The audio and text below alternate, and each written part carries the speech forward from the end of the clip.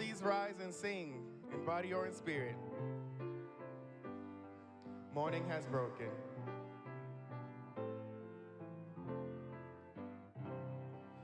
Morning has broken like the first morning. Blackbird has spoken like the first bird.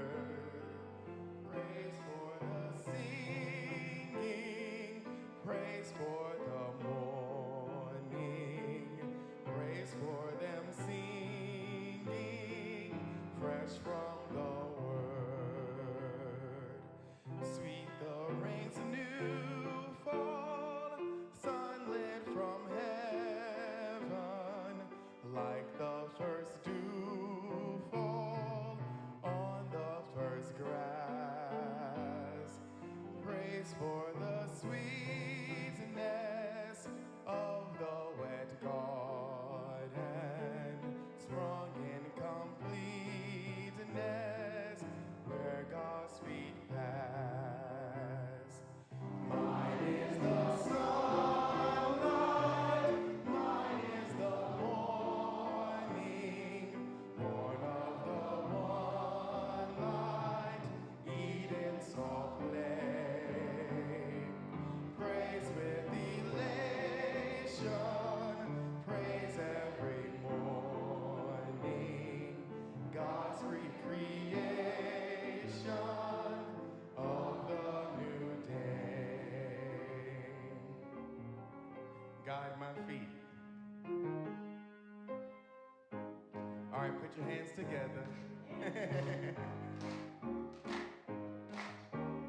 Guide my feet while I run this race.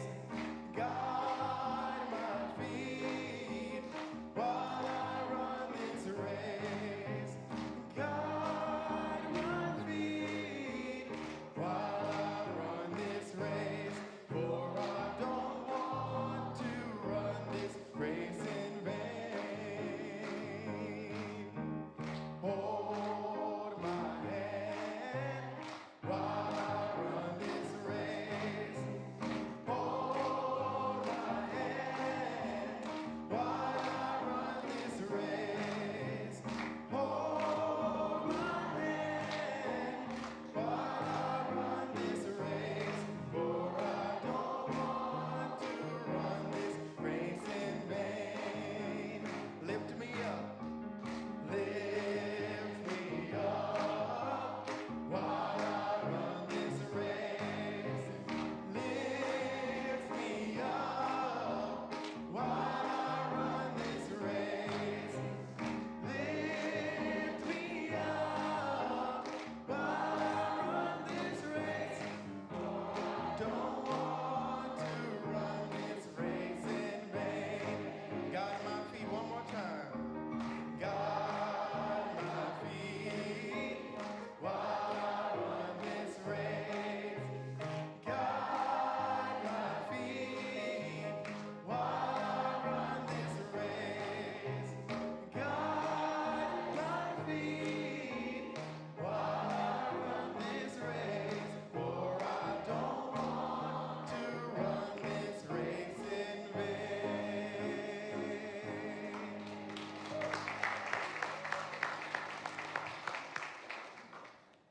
Good morning.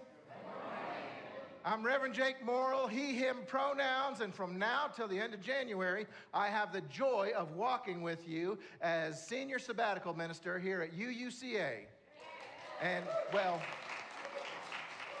we're going to do it together, so that's for all of us. Speaking of walking, just yesterday, your real senior minister, Reverend Terrence Strauss, completed her pilgrimage of the Camino in Portugal, 155 miles in 2 weeks. She did it.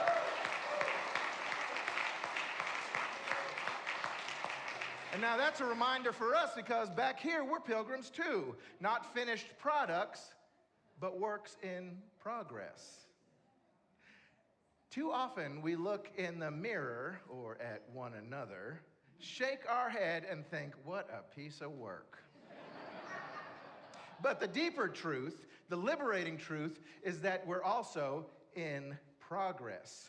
We're becoming, we're unfinished, we're still walking, we're still on our way, and on the trail, this trail, no step is wasted. And here's how we journey here at UUCA with radical welcome. We welcome the seeker and the skeptic, the Muslim and the Jew, the Hindu and the Buddhist, the Christian and the curious, the atheist and the agnostic, all of you, all that you are. So I want to ask you to turn to a neighbor and say, thank you for joining this journey.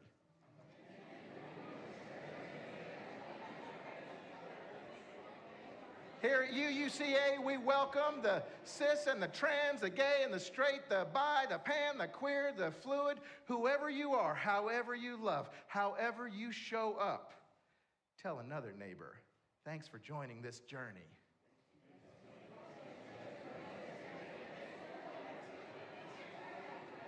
Now, we know pilgrimage isn't tidy, life isn't easy, but here's the gift. In this place, you don't have to pretend to be finished. You don't have to hide your rough edges, because this is where we turn being a piece of work into the holy work of progress. So here at the trailhead this morning, a few additional words. If you have found hope in this house and healing with these people, don't hoard it, don't keep it to yourself, share the love, text a friend, leave a Google review. Let the world know where you show up on Sundays. It's no secret that one of the most enriching experiences here at UUCA happens in our small group ministry program. If you haven't registered to join this year, listen, the clock is ticking. Can you hear it? I don't want to stress you out, but the clock is ticking. If you haven't yet signed up for the small group ministry that you're going to sign up for, time is running out. There are in-person, online, hybrid options, but the deadline is this Wednesday, not a few Wednesdays, but this Wednesday. Register at uuca.org/SGM, small group ministry, SGM. If you're new around here and you want to learn more about us, join the Pathfinders class after service upstairs in room 218. Today's session with Lieb's Honeycutt explores our take on diversity, equity, accessibility, and inclusion, and UUCA's Radical Welcome program. Lunch and childcare, hallelujah, are provided. This is the work of Radical Welcome, not just saying it, but living it, building it, becoming it. So let's get to work. I'd like to welcome up Dana Taylor, lay minister, to light our chalice.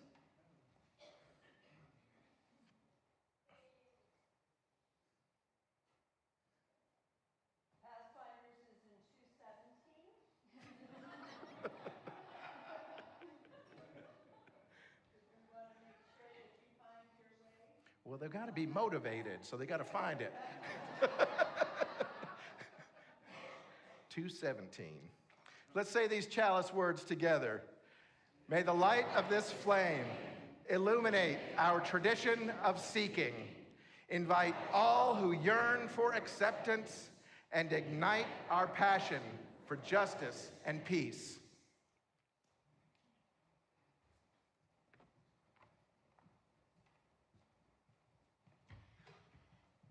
So, have you ever made a mistake so big that your stomach hurt?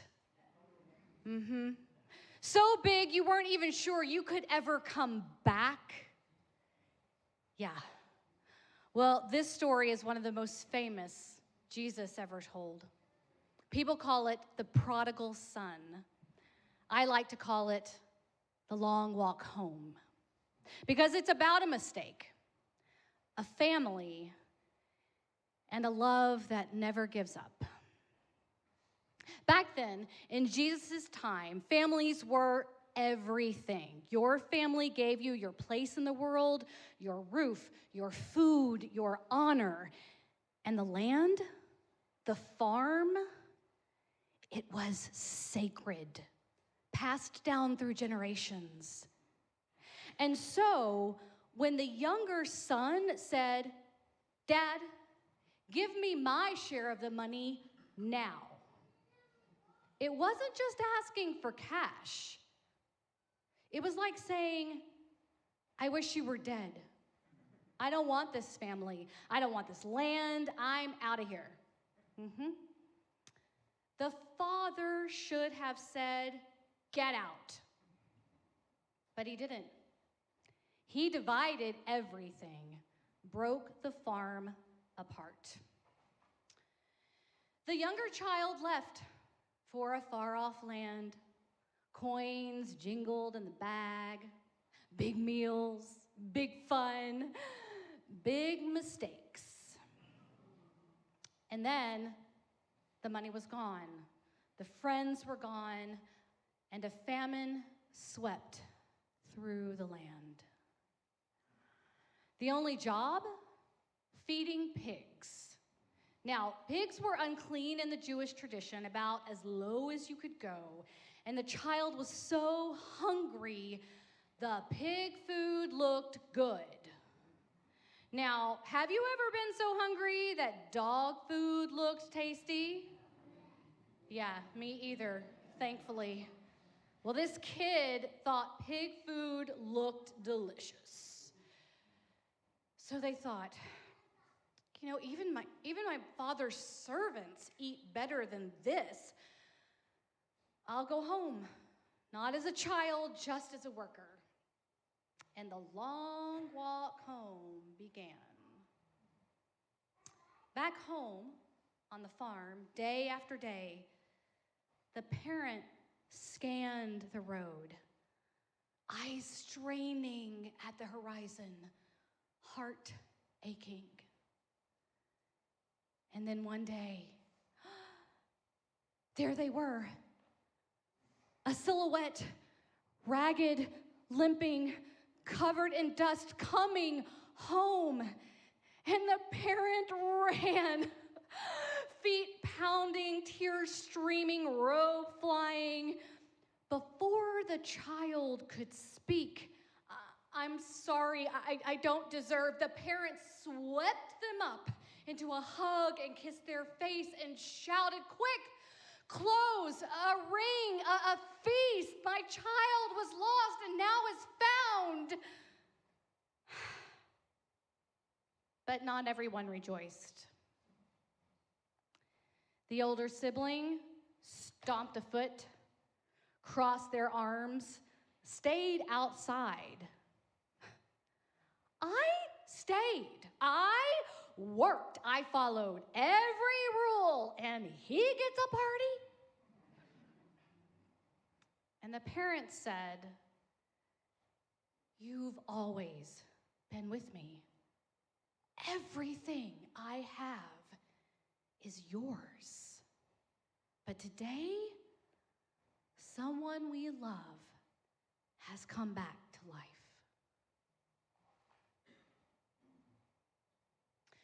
Maybe you've walked away. Maybe you are still on that road. This story promises love. Real love will be there. Not keeping score, not closing the door, but running to welcome, running to celebrate. And here at UUCA, that's what we tried to do too. Because the truth is, love doesn't keep score. Say that with me. Love doesn't keep score. No. Real love throws a feast. Amen? Amen. So I would like to invite our lay ministers to the chancel to lead us in this morning's movement prayer. And while they make their way up, we invite you to rise as you are willing and able and join us.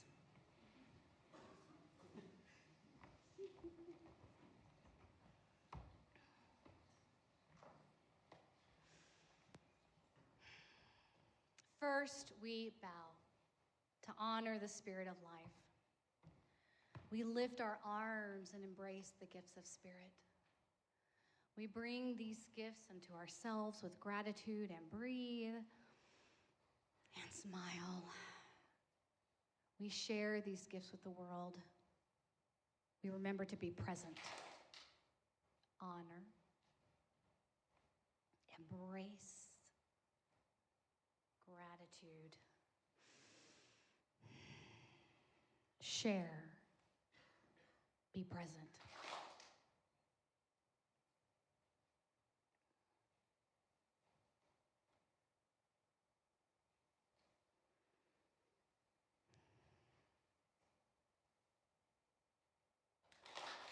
Amen. Blessed be.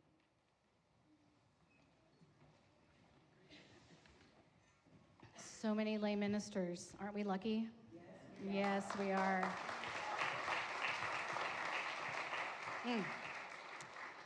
So at this time, I would like to invite our children, 3rd grade and under, to exit and join preschool or their creative workshop for the day. And both of these can be found on the 1st floor, just down the hall.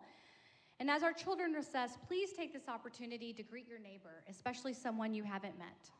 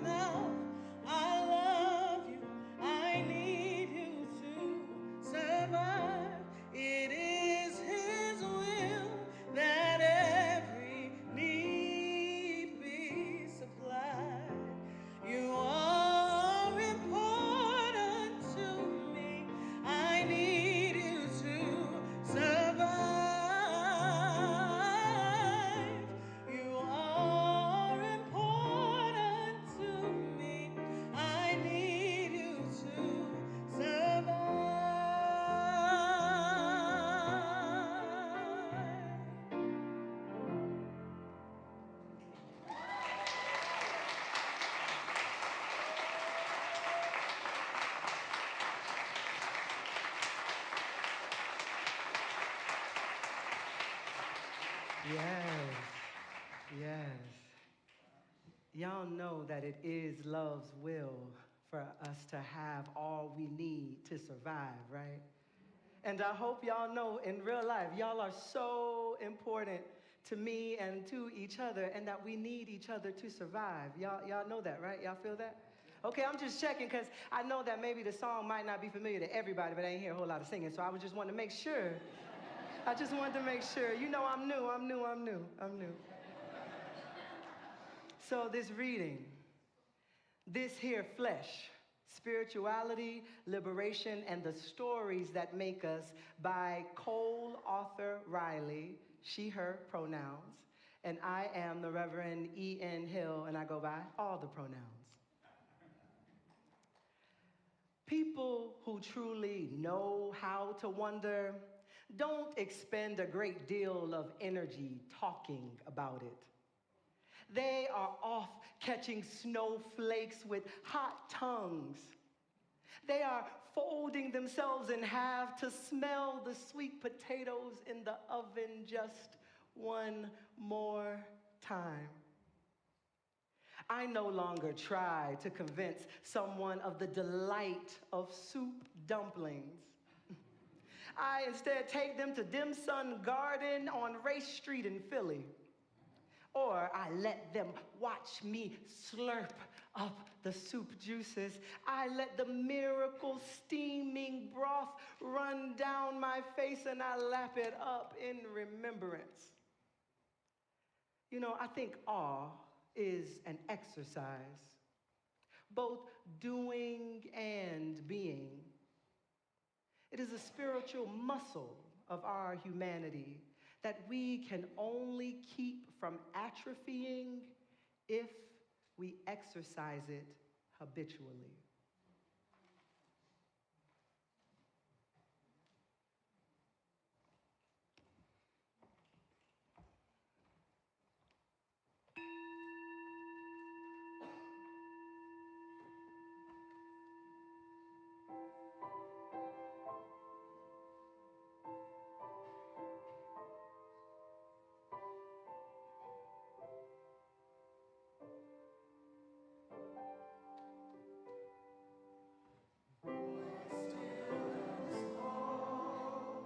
Deep inside,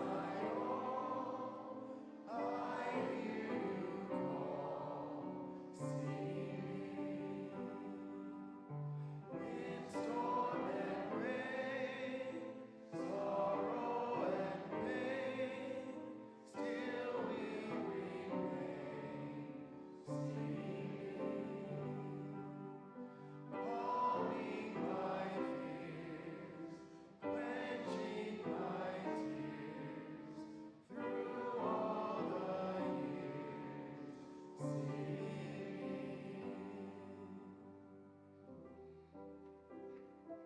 Let us put hands on hearts, feel your heartbeat, connection to life.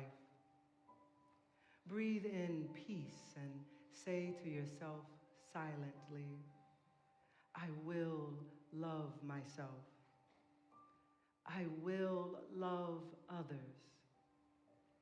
And that love will heal the world. At this time, we will hear the joys and sorrows of this congregation. Beloved longtime member Alicia Hodges has entered hospice care. Please hold her and the Hodges family in your hearts. Cards are welcome. We continue to send healing energy to Diane Loop, who is still recovering from hip replacement surgery. Smiles when you see her. Cards and emails are welcome. At this time, you are invited to say the names of people you are holding in your own hearts this morning. I invite you to leave the name in the chat if you are joining online, or speak their names into this holy space now.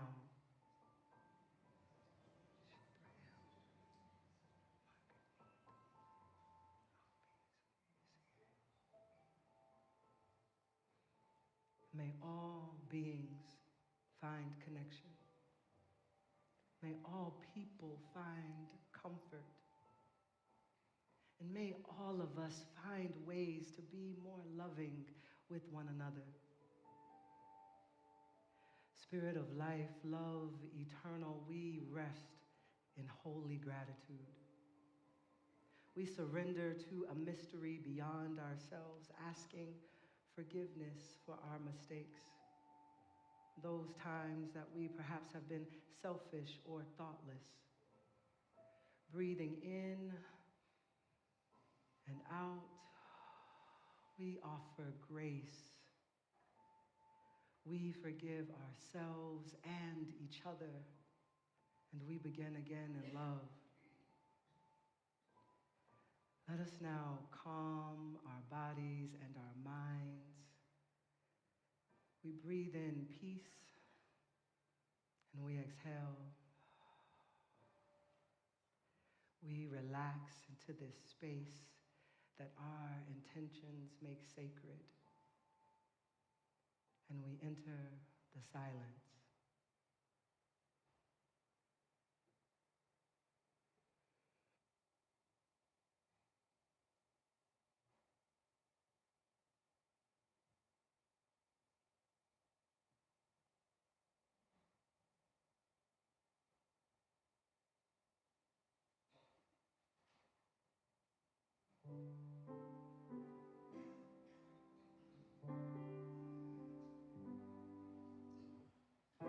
Still and small, deep inside all, I hear you call, singing.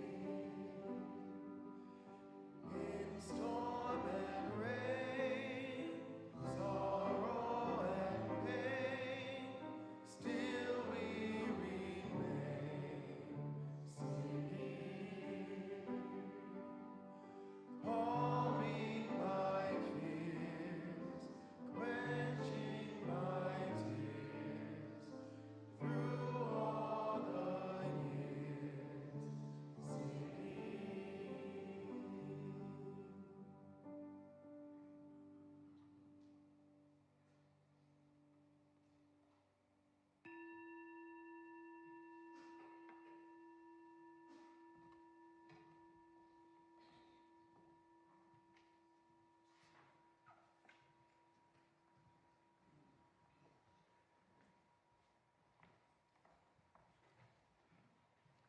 Buenos días. Good morning. Gracias. My name is Amilcar Valencia. I serve as the Executive Director of El Refugio. One of our guests who stay at our hospitality house sent us this message. Faye and I, while staying at El Refugio, were deeply touched by the love, warmth, and hospitality we received. In the midst of such a heavy and emotional time, the house felt like a safe and healing space.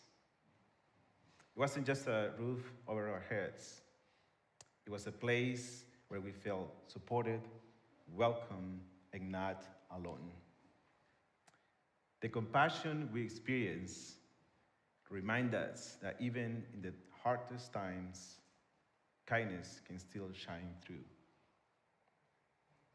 At our refugio, we do many things. We welcome families. We visit people who are detained. We serve meals, write letters. We create reports on conditions. However, the most important thing that we do as an organization is to be present to the families and the people that we visit, recognizing their full humanity and build relationships with those who are most directly impacted by the inhumane and unnecessary detention system. Norma, a woman I provided a ride so she could visit her husband detained at Stewart, said to me, "My husband, Edwin, was my work buddy. We did everything together." When he was detained, I stopped going places. I was depressed, and so was he. He was the one incarcerated, but in a way, I was too. Seeing him gave me hope and peace, even though we don't know what will happen to his case. In these darkest times of great uncertainty, one of the most subversive things we could do is keep showing up, being present and welcoming people in this unhospitable environment. Today, immigrants are persecuted and criminalized. In detention, they are stripped from their dignity, while shareholders maximize their profits. Cruelty is their motives. Perhaps the most subversive thing we can do is to choosing hospitality. No one should face detention alone. You can help us to continue this necessary work. The offering will begin, and we will gratefully receive. Thank you.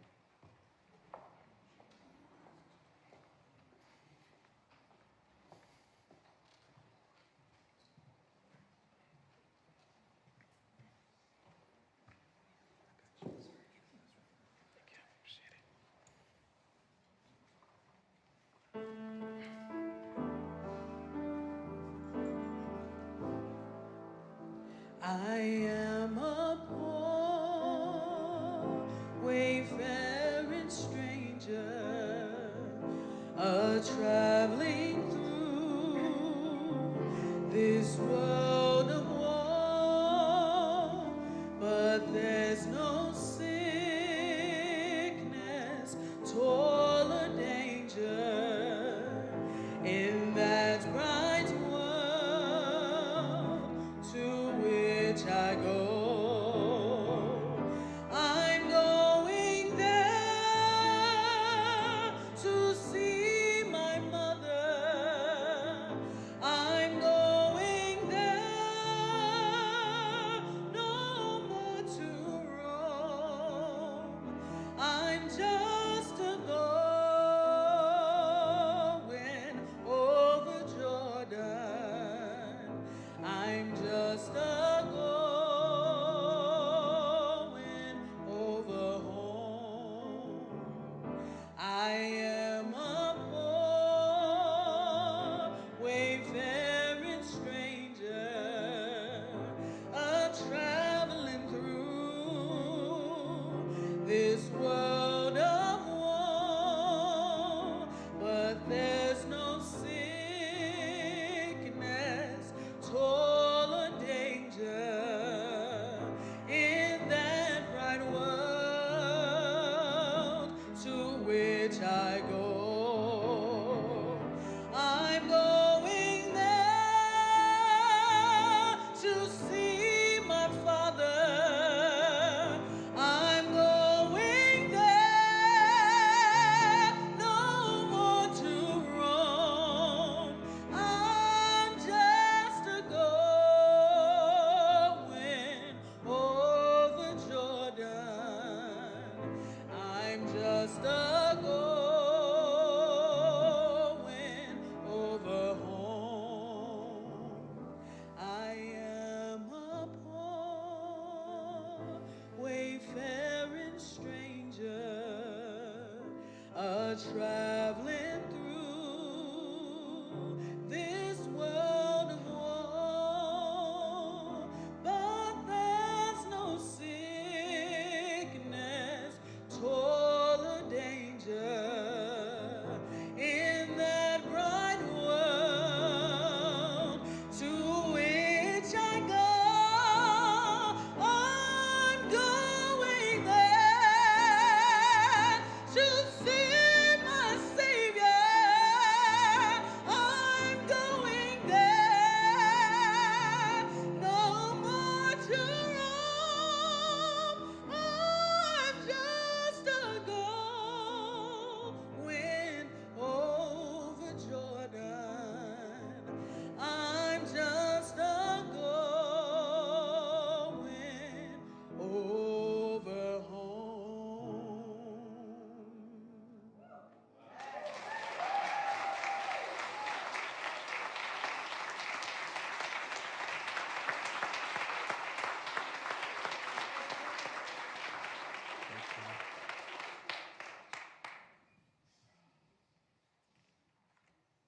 And now please join me in the dedication of the offering. To the work of this congregation, which is weaving a tapestry of love and action we call community, we dedicate our lives and these offerings.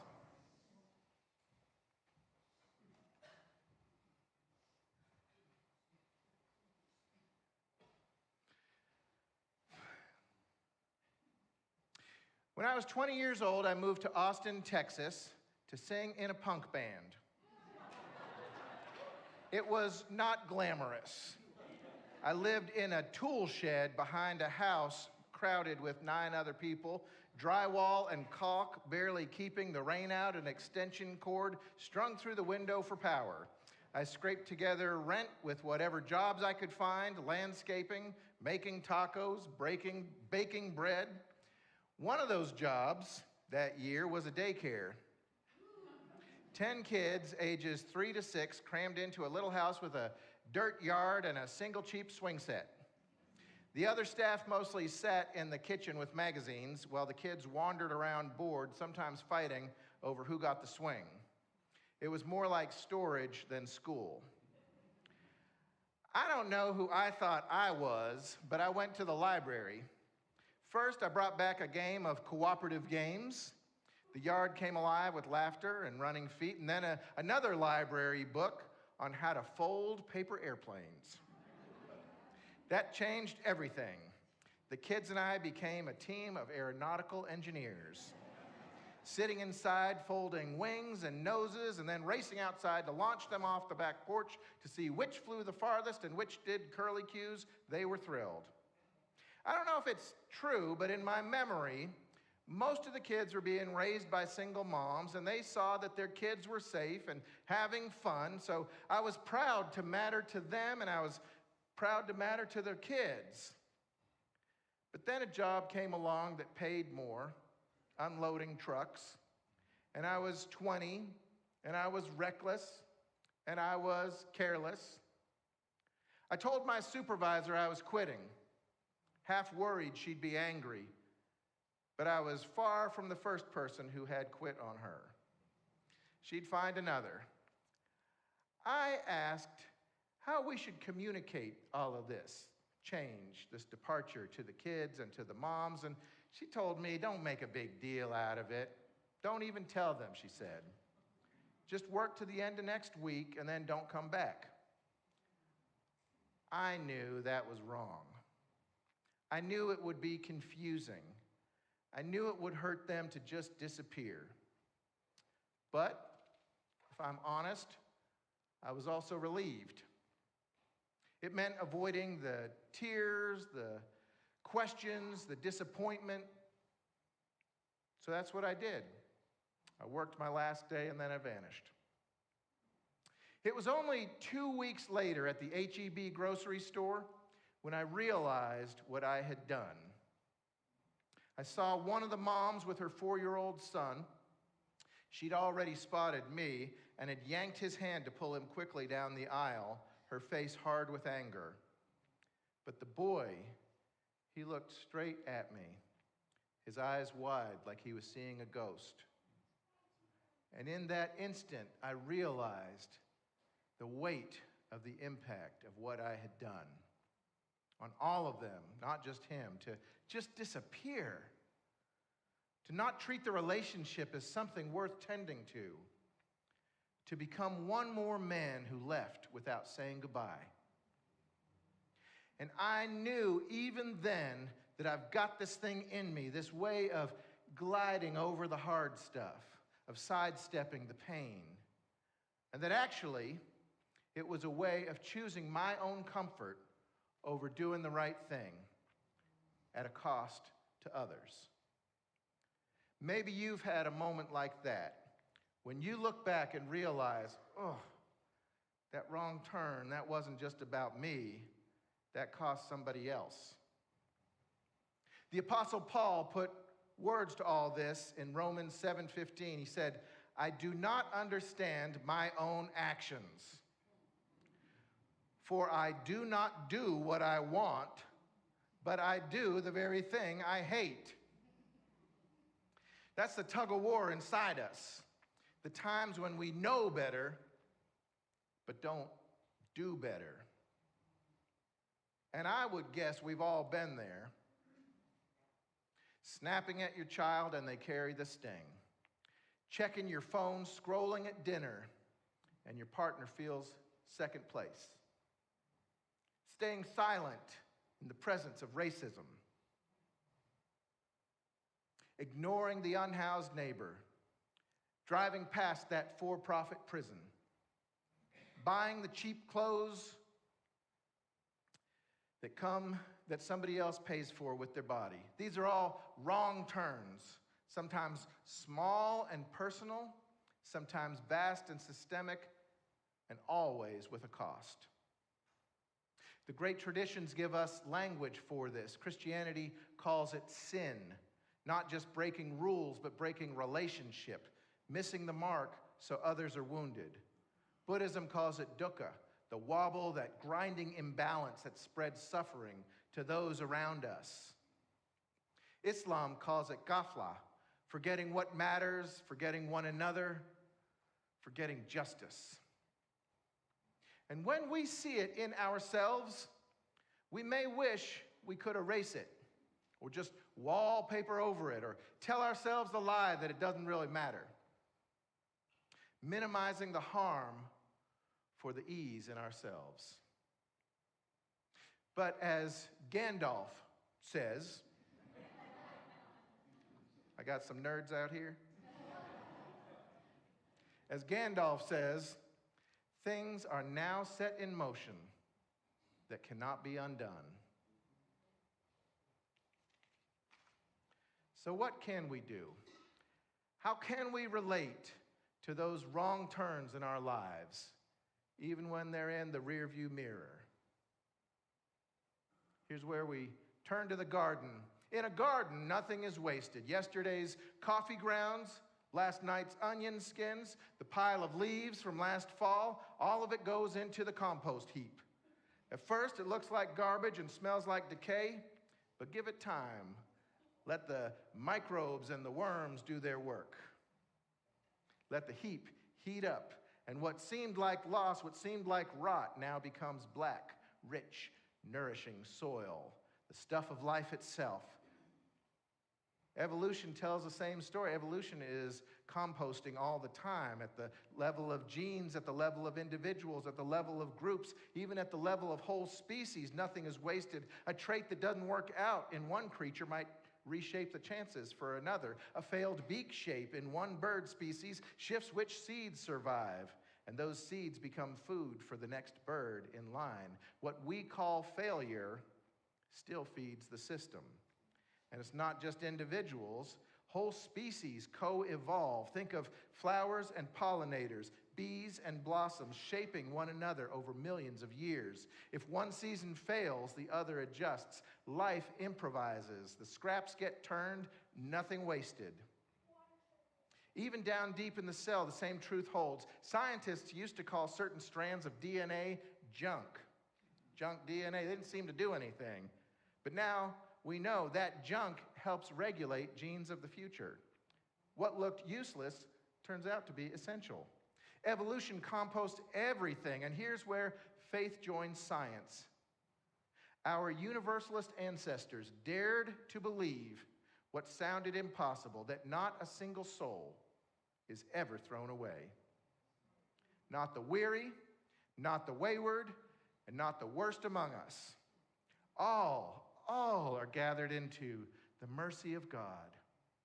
All belong.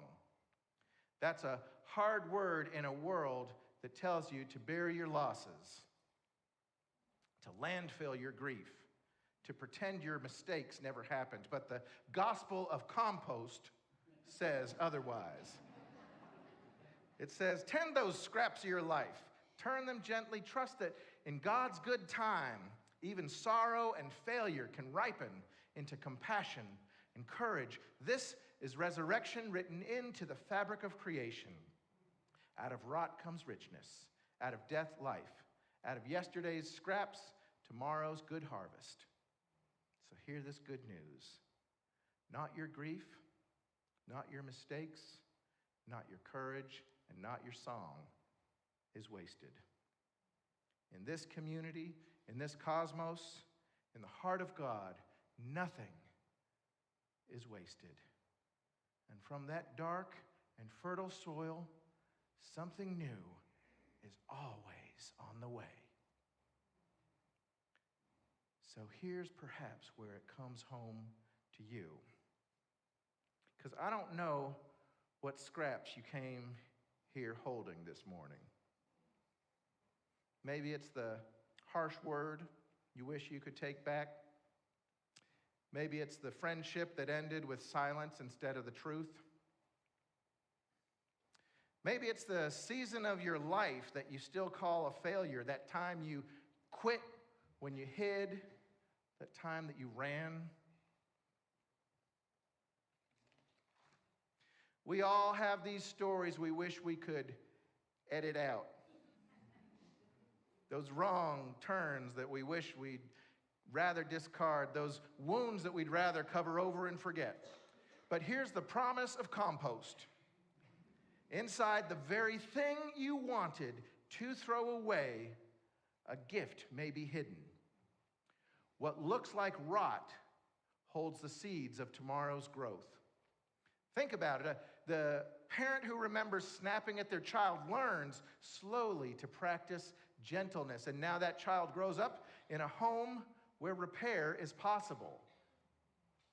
The manager who once dismissed a colleague with sarcasm now leads by listening, and the whole team breathes easier. The neighbor who once ignored the unhoused man on the corner now makes eye contact, speaks a name, and fosters friendship. An old word for this ongoing process, if we choose it, is hold on here. Some people in this room have allergies to old religious words. Your allergies act up. Your throat tightens up. Your skin gets a little warm, you know. So I'm about to say an old religious word. And I don't know if you brought your allergy medicine with you, because I'm about to say this word, and you're going to hear it, and you might just flip out or fall on the floor, but here I'm going to say it. An old word for this ongoing process is sanctification. You still with me? I remember years ago when I lived in Boston, walking by a downtown church every day on my way to work. And one week there appeared on the steps of this beautiful, majestic, historic building a heap of ugly sticks and branches. The next day, walking on my way to work, I saw there were even more sticks and branches. I thought, these people are going to be embarrassed. Somebody needs to take that thing away. And the next day, even more sticks and branches on the steps of a church. Can you imagine? It looked like a garbage pile, like somebody should just carry it away. But then on Monday of the next week, which happened to be the Monday after Easter, I walked to work, passing by that church, and all of those sticks and branches had been spray painted gold and now were suspended vertically at different heights from invisible fishing line.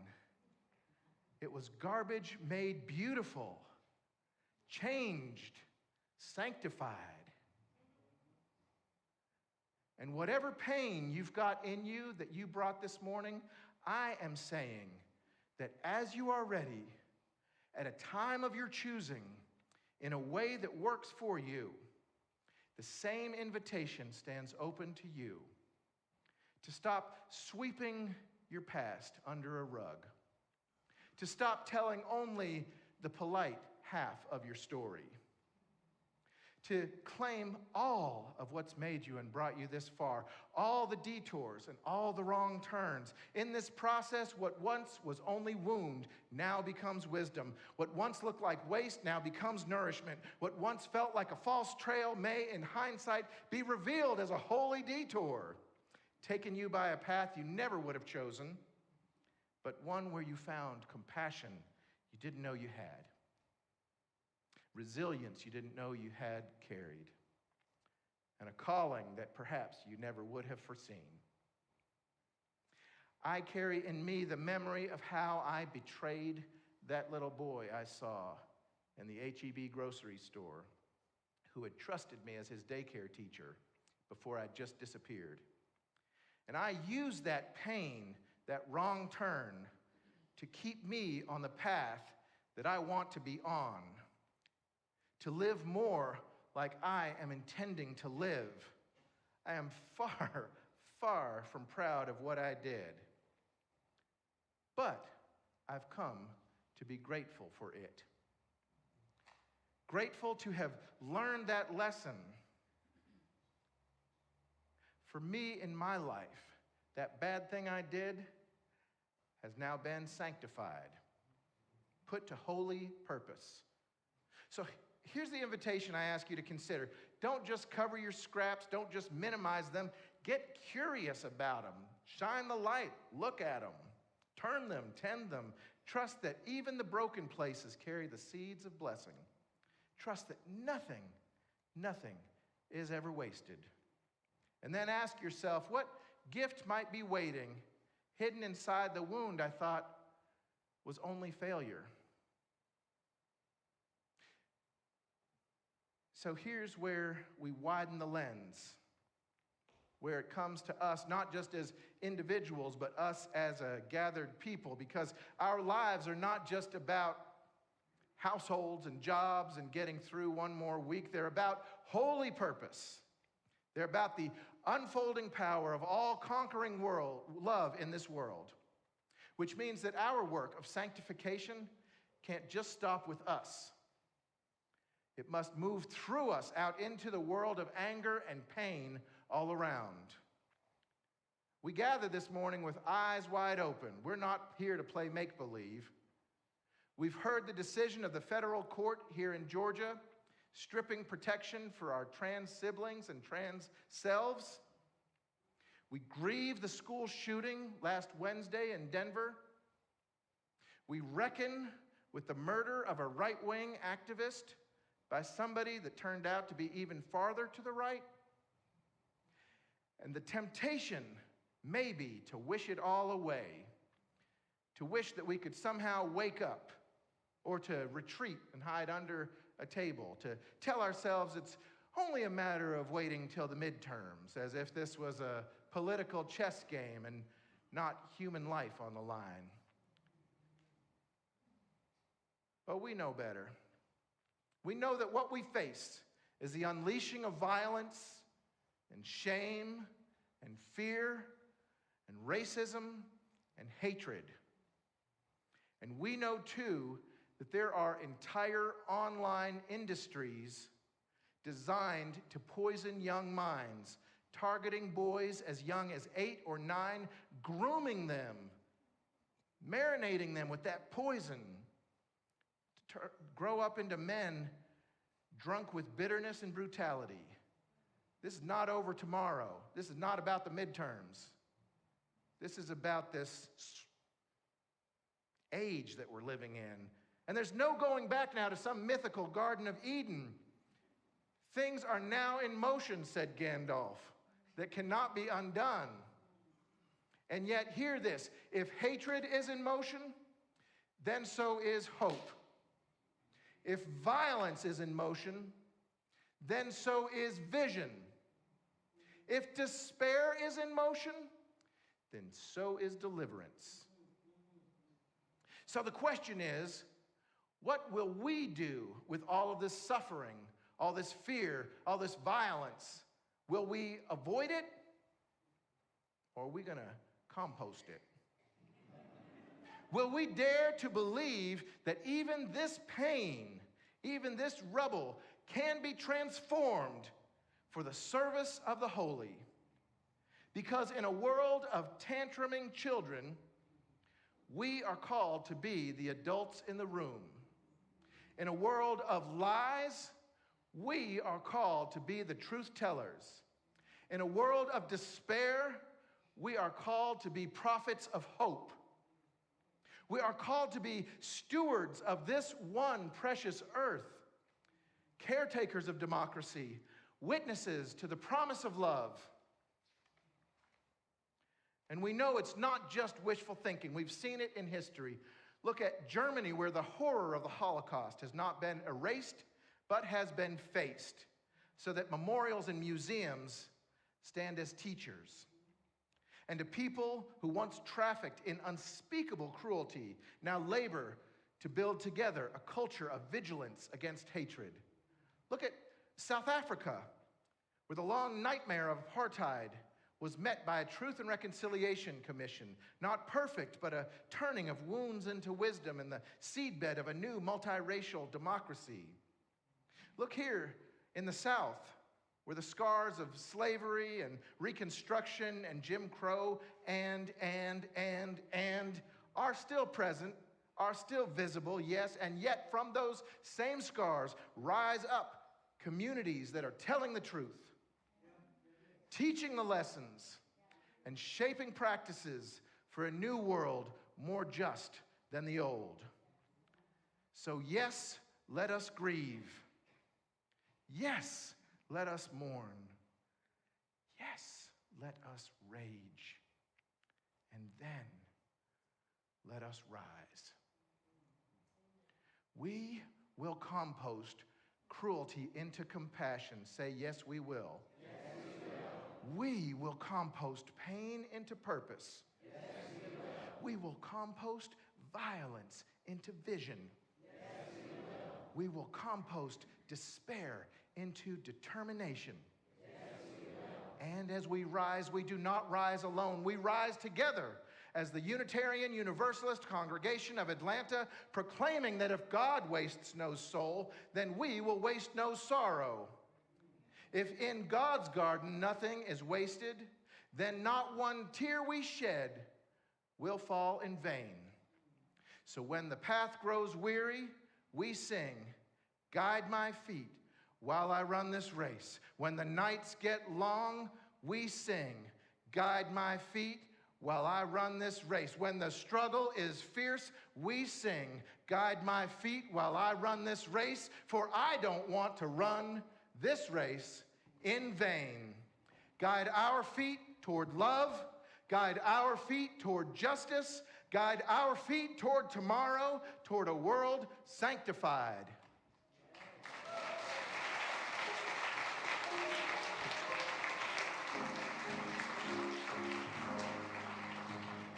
Guide my feet while I run this race.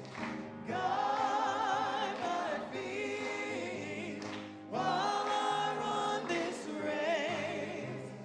Guide my feet while I run this race. For I don't want to run this race in vain. Hold my hand while I run this race. Hold my hand while I run this race. Hold my hand while I run this race. For I don't want to run this race in vain. In this world on your way, not one scrap of your life is wasted. Not your tears, not your failures, not your hope. Let it gather. Let it turn until pain becomes purpose and despair becomes seed. Go then to compost love into justice and justice into joy.